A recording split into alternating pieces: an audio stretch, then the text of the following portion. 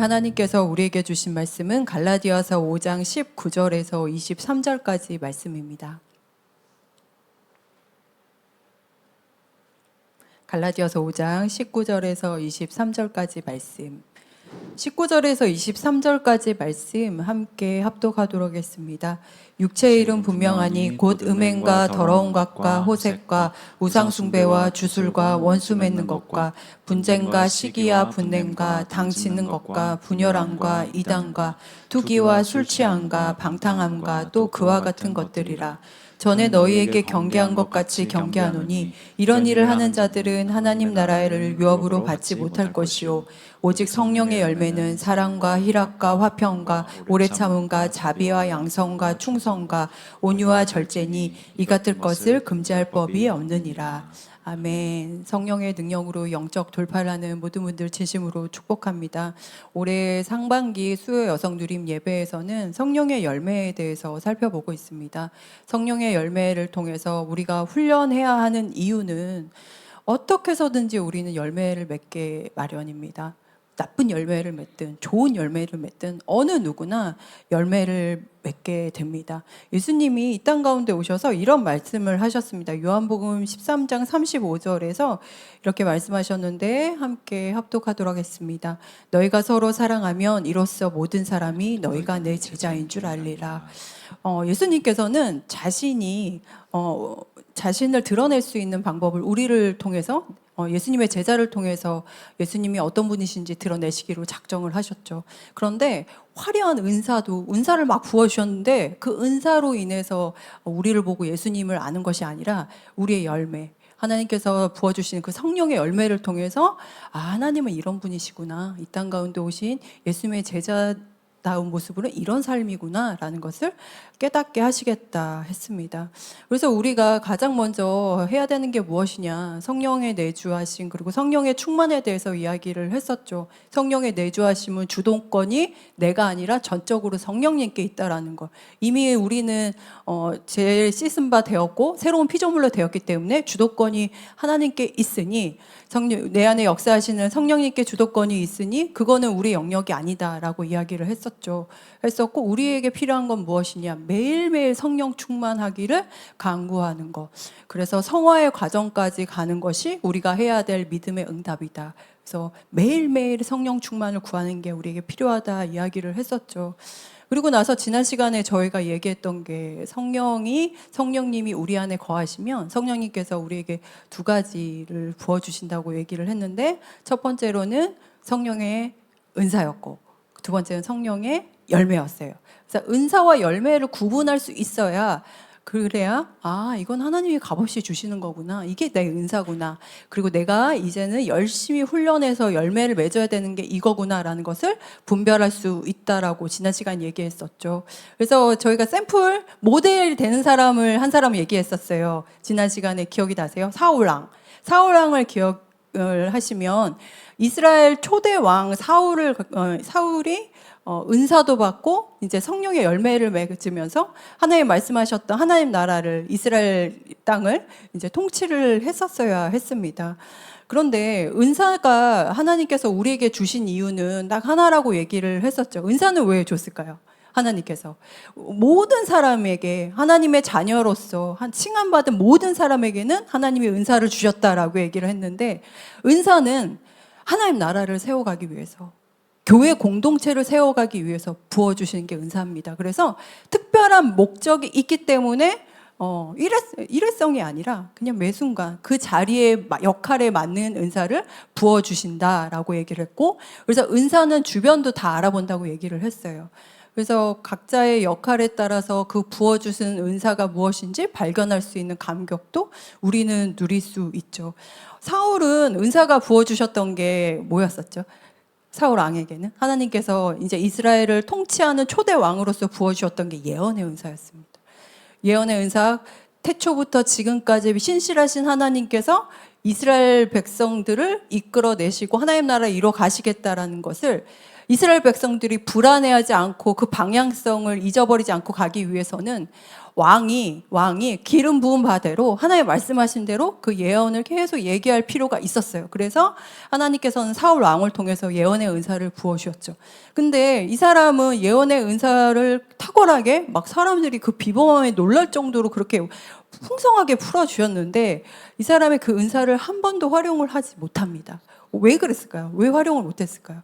이 사람에게는 불안, 조급함이 있었기 때문에 일평생을 다윗 뒷공무니만 쫓아다니죠. 다윗 뒷공무니만 쫓아다니고 굉장히 편집적인 증생을 가지고서 본인이 가지고 있는 그 탁월한 은사는 상관없이 그냥 역사 속으로 너무나 허망하게 사라지는 것을 우리가 지난 시간 돌아봤었죠. 사랑하는 여러분, 우리는 이미 존재가 변했습니다. 그걸 믿으십니까? 존재가 변했으니 이제 그거는 우리가 고민할 것이 아니고 존재가 변한 우리를 그냥 내버려 두지 않으시고 하나님이 당신의 귀한 공동체에서 쓰임받을 수 있도록 하나님 나라를 이뤄갈 수 있도록 교회에서 가정에서 특별한 목적을 통해서 우리에게 은사를 부어주셨어요. 그렇다면 우리에게 해야 되는 것은 뭘까요? 하나님은 다 주셨어요. 그냥 다 주셨어요. 그럼 우리가 해야 되는 믿음의 응답은 뭘까요? 주셨으니까 이제 우리가 부족한 것이 무엇인지 발견하고 성령의 열매를 맺기 위한 훈련을 우리는 해야 합니다. 저는 교회에 있는 사람이죠. 매 순간 그리고 제가 주로 교제하고 사역하고 그리고 나누고 하시는 분들은 성도님들이시죠. 그래서 저에게 있어서 제일 즐겁고 보람되고 행복할 때가 언제일 것 같으세요? 제가 제일 행복하고 막 너무 행복하다 이럴 때 언제 뭐 먹을 때요? 저 먹는 거에 진짜 진심이긴 하긴 한데 저한테 중요한 거는 진짜 즐거운 거는 성도님들이 신앙이 무르익고 성숙해서 가는 걸 보는 게 저는 진짜 행복합니다. 왜 그런 게 있어요. 그러니까 이렇게 어떤 사역을 진행하거나 혹은 뭐 세례를 받거나 어떤 중요한 거를 막 이렇게 준비를 할 때 기도가 진짜 필요한 이유가 뭐냐면 어떤 분들은 그냥 스스럼 없이 막 해요. 풀어가요. 근데 어떤 분들은 온 우주의 기운이 절대 하나님 일을 못하게 막아요. 못하게 막. 자꾸 무슨 일이 생기는 거예요. 무슨 일이 생겨가지고 낙심하게 만들고 주저앉게 만들고 막 이래. 그러면 제 마음이 쪼그라들어서 저 어떡하지? 저 이렇게만 넘어가셨으면 좋겠다. 요것만 넘어가셨으면 좋겠다 하는데 넘어가시면 저는 그게 너무 좋은 거야. 근데 넘어가지 못하고 다시 그냥 뒤로 돌아갈 때는 그게 그 헛헛한 마음을 어찌할 바를 모르겠는 거예요. 이거는 아직도 저도 정돈이 잘 안 됩니다. 이 부분을 어떻게, 이거는 내 영역이 아닌 거잖아요. 하나님께 내어드리고 이걸 하나님께서 어떻게 인도하시는지 저도 이제 믿음으로 싸워야 되는 영역인데 이게 저한테는 쉽지가 않은 거예요. 그래서 이런 것을 보면서 이 경계를 무너뜨리면서 그냥 이렇게 넘어가는 요 지점을 넘어가는 믿음의 감각이 우리에게는 정말 필요하구나 이런 생각을 합니다. 사랑하는 여러분, 우리에게 필요한 거는 성령의 열매를 맺기 위해서는 내어드리면 하나님 말씀하신 대로 가면은 죽을 것 같은 과정을 분명히 우리는 경험하거든요. 그 과정을 넘어가는 거, 한번 가보는 거 했을 때 죽지 않네. 다르게 그래도 풀어갈 수 있네 하는 그런 믿음의 감각을 키우는 올 한 해가 되시길 예수님의 이름으로 축원드립니다. 오늘 한 가지 메시지를 가지고 함께 말씀을 볼 텐데요. 성령의 열매에 나를 내어주는 사랑을 훈련하라라는 제목으로 말씀을 나누겠습니다. 성령의 열매에 나를 내어주는 사랑을 훈련하라. 오늘부터 본격적으로 성령의 열매에 대해서 살펴보려고 합니다. 성령의 열매의 목록은 갈라디아에서 나와 있습니다. 갈라디아서 5장 22절에서 23절까지 말씀인데 네, 함께 합독하도록 하겠습니다. 오직 성령의 열매는 사랑과 희락과 화평과 오래 참음과 자비와 양선과 충성과 온유와 절제니 이 같은 것을 금지할 법이 없느니라. 여기서 성령의 열매가 9개가 나오죠. 이거는 외우실 필요가 있습니다. 저도 막 계속 외우는데 순서 계속 틀리는 거예요. 계속 틀리긴 하는데 이게 단계적으로 같이 흘러가는 게 있어요. 그래서 보실 필요가 있어요. 22절 한번 다시 한번 보여주시면 성령의 열매만 한번 읽어볼게요. 먼저 첫 번째 볼까요? 사랑, 희락, 화평, 오래 참음, 자비, 양선, 충성, 온유, 절제. 요 흐름대로 성령의 열매를 열거를 합니다. 근데 성령의 열매가 무엇이냐면 예수님의 성품이죠. 예수님의 성품인 성령의 열매를 막 나열을 하는데 요 나열만 하지 않고 비교군을 먼저 얘기를 해요. 그 성령의 열매가 맺히는 사람도 있는가 하면 여정이 죄된 모습으로 열매를 맺는 게 있어라고 하면서 그 죄된 열매가 어떤 열매를 맺는지 그 앞에 먼저 이야기를 합니다. 19절에서 21절까지 말씀인데 함께 합독하도록 하겠습니다. 시작. 육체의 일은 분명하니 곧 음행과 더러운 것과 호색과 우상숭배와 주술과 원수 맺는 것과 분쟁과 시기와 분냄과 당짓는 것과 분열함과 이단과 투기와 술취함과 방탕함과 또 그와 같은 것들이라. 전에 너희에게 경계한 것 같이 경계하노니 이런 일을 하는 자들은 하나님 나라를 유업으로 받지 못할 것이요. 여기서 뭐라고 얘기합니까? 죄의 열매를 계속 맺다 보면 결국은 어떤 걸 경험하게 돼요? 하나님 나라를 누리지 못합니다. 그 죄의 열매. 그 죄의 열매들은 막 나열이 됐지만 크게는 하나님 아닌 다른 것들을 숭배하고 찬양하는 것, 그리고 중독, 분열, 당짓는 것. 이런 것들을 봤을 때 이거는 죄된 열매다라고 얘기하면서 이 땅에 사는 배드의 세상에서는 이런 열매를 맺어. 그런데 성령의 열매는 이렇게 맺을 수 있어라고 비교군을 아주 분명하게 대조해서 얘기를 합니다. 이 얘기를 왜 이렇게 분명하게 얘기를 한 걸까요? 어떤 사람이든지 어떤 열매든지 반드시 맺기 때문에 그렇습니다. 문제는 그 뿌리에서 나오는 열매가 하나님에게서 나오는 것인지 아니면 죄의 뿌리에서 나오시는 것인지에 따라서 열매가 다르다라는 것을 이제 기억하라는 말씀이시죠. 오늘 성령의 9가지 열매 중에서 첫 번째 이제 사랑의 열매에 대해서 얘기를 하려고 하는데 9개니까 하나하나 나눠지는 것 같잖아요. 근데 이게 헬라어 원문만 딱 살펴보면은 성령의 열매는 그리고 육체의 일은 죄의 열매는 이렇게 쭉 얘기하는데 성령의 열매의 특징이 있습니다. 그 특징이 뭐냐면 하나인데 성령의 9가지 열매는 하나입니다. 하나. 그냥 따로가 아니라 다 한 뿌리에서 나온 하나예요. 그래서 제가 예를 들어서 하나 가지고 왔는데 이게 뭘까요? 귤이죠. 귤이라는 열매예요. 요거 하나잖아요. 근데 요 까보면은 어떻게 돼 있어요? 하나하나 까보면 이렇게 알맹이들이 모아져 있잖아요. 성령의 열매는 하나하나가 다 연결이 되어서 그게 한 열매가 됩니다. 근데 죄의 열매는 헬라어 보면은 그러니까 성령의 열매는 단수예요. 근데 죄의 열매는 복수예요. 열매들이라고 해요. 왜 열매들일까요? 하나님 자리에 있는 게 제각각이니까. 근원에 막 있는 하나님 자리에 있는 것도 제각각이니까 막 다른 열매들이 맺혀지는 거예요. 그러다 보니까 어떤 일들이 생길까요? 당연히 분열이 일어나죠. 혼돈이 생기고 기준이 없죠. 기준이 없이 계속 무너지죠. 그런데 분열과 갈등, 혼돈이 있는 배드의 세상에서 이렇게 죄의 열매를 갖고 있을 때 성령의 열매는 이런 거야 라고 얘기하시면서 가장 먼저 얘기하시는 게 무엇이냐면 사랑입니다. 오늘 그 사랑에 대해서 얘기할 건데 가장 먼저 거론이 되었다는 것은 모든 것의 기준이고 베이스가 된다는 얘기예요. 요 사랑이 없으면 성령의 열매를 맺을 수 없습니다. 그러면 여기 계시면 저는 사랑 열매 있습니다. 이런 분 계세요? 저는 자신 없어요.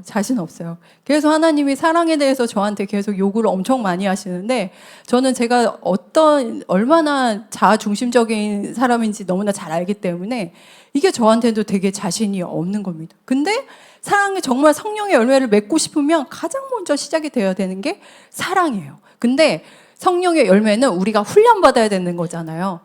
은사도 사랑일 수 있는데 성령의 열매에 사랑을 가장 먼저 넣었다는 거는 사랑도 훈련이라는 겁니다. 훈련인데 그래? 사랑이 훈련이야? 그럼 내가 열심히 나 쥐어짜고 열심히 하면 되겠네? 라고 생각을 할 수 있죠. 여기서 사랑에 대해서 여러 가지 이제 규정된 것들이 있습니다. 그걸 먼저 이야기를 하면 성경에나 사랑에 대해서 크게 이제 4가지가 나와요. 이걸 많이 들어보셨을 거예요. 첫 번째는 뭘까요? 첫 번째 사랑은 에로스이죠. 에로스.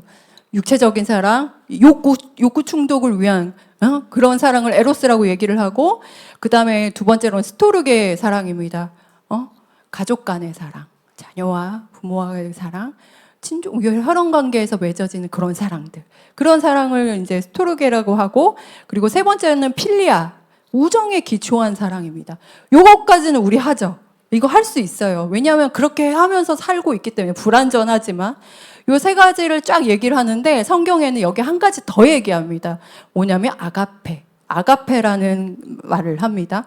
이게 원래는 없던 사랑의 개념인 거예요. 근데 예수님이 이 땅 가운데 오셔서 보여준 그 사랑을 경험하고 나서 이걸 표현할 길이 없는 거예요. 그동안 해왔던 사랑의 언어로는. 그래서 표현된 게 아가페예요. 이 아가페 사랑이 어떤 것인지를 굉장히 잘 말해준 말씀이 요한 1서입니다. 그래서 요한 1서를 깊이 묵상하시면 와, 사랑이 이런 거구나라는 것을 알 수 있습니다. 요한 1서 4장 9절 10절에 아가페 사랑이 어떤 것인지를 우리에게 잘 알려주는데 9절 10절 말씀 함께 합독하도록 하겠습니다. 하나님의 사랑이 우리에게 이렇게 나타난 바 되었으니 하나님이 자기의 독생자를 세상에 보내심은 그로 말미암아 우리를 살리려 하심이라. 사랑은 여기 있으니 우리가 하나님을 사랑한 것이 아니요 하나님이 우리를 사랑하사 우리 죄를 속하기 위하여 화목제물로 그 아들을 보내셨음이라. 네, 제가 이렇게 못 넘겼나 봐요. 다시 한번 읽어보겠습니다. 그리고 성경책 있으신 분들은 한번 찾아보셔도 되고요. 요한일서 4장 9절에서 10절 말씀 다시 한번 읽어보겠습니다. 하나님의 사랑이 우리에게 나타나셨대요. 근데 그 하나님의 사랑이 어떻게 나타났냐면 하나님이 자기의 독생자를 세상에 보내셨고 그 독생자를 보내신 이유는 우리를 살리기 위해서 보내셨다 얘기를 해요. 그래서 사랑이 여기 있다. 진짜 사랑이 여기 있다. 얘기를 하고 우리 죄를 속하기 위해서 화목제물로 그 아들을 보내셨구나. 이게 사랑이구나 라는 것을 알려줍니다. 하나님이 보여주시고 싶은 사랑은 에로스, 스토르게, 필리아 다 필요한 사랑이죠. 근데 우리 정말 하나님이 우리에게 보여주시고 싶은 사랑은 에로스랜다. 저기 아가페의 사랑입니다. 네. 하나님이 보여주시는 사랑은 아가페의 사랑이 어떤 거예요? 우리를 살리시려고 자신을 버리신 사랑. 이거 똑똑히 기억하고 보라는 얘기예요. 그래서 예수님이 보여주신 아가페 사랑은 다른 이들을 위해서 나를 내어주는 거예요. 나를 희생하는 거예요. 그럼 우리는 알 수 있죠. 이거 저 못해요. 지금 요새 무슨 세상인데 개인주의가 그렇게 만연해 있고 소비주의, 이렇게 물질주의가 충만해 있는데 내가 좋아하는 사람한테 할 수 있는데 아가페는 모든 사람들에게 그 누구든지 단번에 주신 사랑이거든요. 그러니까 내가 할 수 있는 사람에게는 하는데 그러지 못한 사람에게도 단번에 희생적으로 나를 완전히 내어줄 수 있다? 그건 못하지. 우린 할 수 없다라고 생각을 해요. 사랑하는 여러분, 여기서 기억해야 될 게 뭘까요? 이 사랑은 우리가 할 수 없습니다.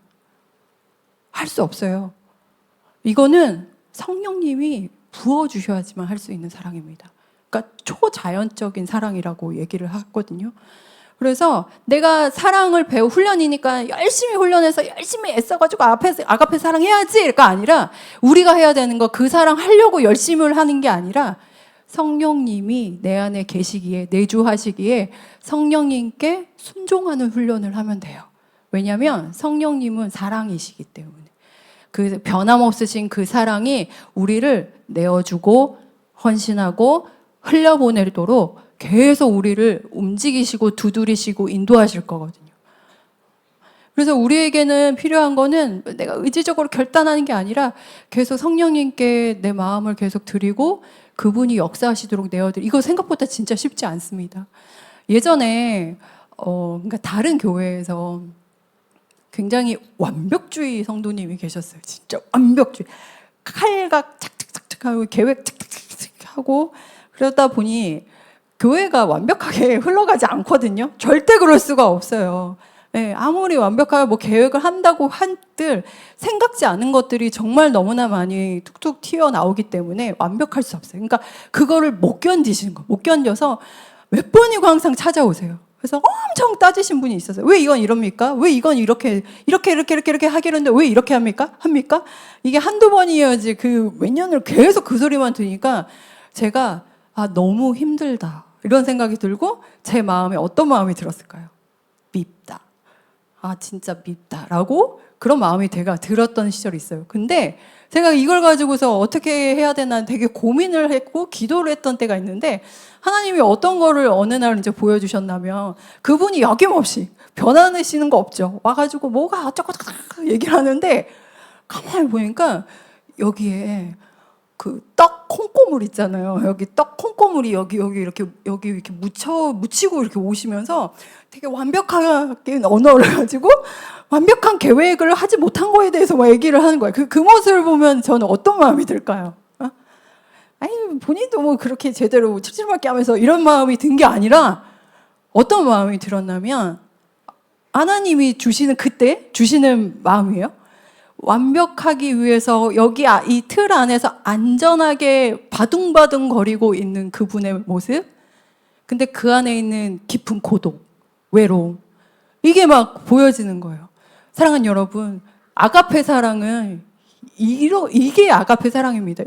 그러니까 보여지는 앞모습이 아니라 뒤돌아가는 뒷모습의 그 측은함 있죠.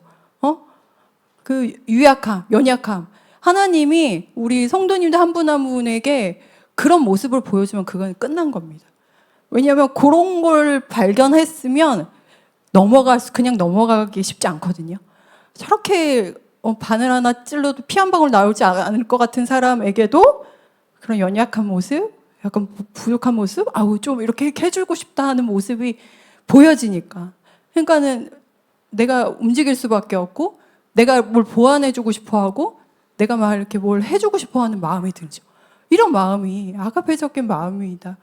예전에 여기 교회 성도님들 몇 분하고 막 얘기를 하다가 막 한 분이 엄청 우시는 거예요. 엄청 우시는 이유는 힘들게 일을 하고 왔는데 아이들 케어하고 집에 일을 하고 쫙 왔는데 집이 난장판인 거예요. 집이 난장판이고 아무도 치우는 사람이 없는 거예요. 그러니까 본인 것만 이렇게 잘 이렇게 치우지 막 집안이 막 난장판이 되어 있는 거 보고서 낙심이 갑자기 확 밀려와가지고 마음속에 깊은 빡침이 막 올라오고 그래서 이제 그 마음을 가지고 교회에 오신 거예요. 오셔서 얘기하다가 그냥 확 막 울어버리시는 게 있었어요. 근데 그 얘기를 들은 또 건너편에 계신 분이 그 얘기를 듣더니 본인도 그것 때문에 이제 남편분하고 투닥투닥 싸워가지고 지금 왔다는 거예요. 그러니까는 상황이 약간 비슷한 마음의 상함, 미움을 가지고 이렇게 오셨죠. 그래가지고 이제 같이 이제 기도를 했어요. 기도를 하는데 뭐 제가 뭘 얘기하고 그런 것도 아니고 막 기도를 하다가 그분들이 고백이 어떻게 바뀌었냐면 기도하다가 근데 하나님이 기도하는데 이런 마음을 자꾸 주시네요.